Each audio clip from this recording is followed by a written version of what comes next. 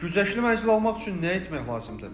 Söhbət Midanın mənzillərindən gedir. Bu mənzillərə güzəştli, sosial evlər də deyirlər. Buradan yalnız güzəştli kateqoriyaya aid şəxslər mənzil ala bilərlər. Həmin vətəndaşların müraciətləri elektron hökumət portalında, yəni eGov.az-da yerləşən güzəştli mənzil sistemi vasitəsilə qəbul olunur. Güzəştli mənzilin əldə edilməsi üçün müraciət gücləndirilmiş elektron imza, yəni SIMA rəqəmsal imza, asan imza və ya SIMAT token vasitəsilə mümkündür. Güzəştli mənzil sisteminə daxil olursunuzsa, əvvəlcə tələb olunan məlumatları daxil edirsiniz. Həmin məlumatların siyahısı ilə yeri gəlmişən onda deyək ki, Midanın saytından tanış ola bilərsiniz.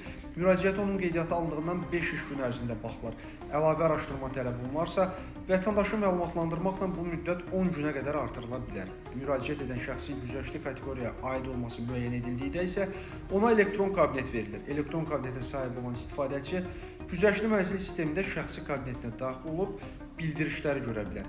Elə mənzillər də satışa çıxanda şəxsi kabinetə bildiriş gəlir. Həmin şəxslər mənzillər barədə məlumat almaq və növbəti mərhələdə mənzil seçimini etmək imkanı əldə edirlər.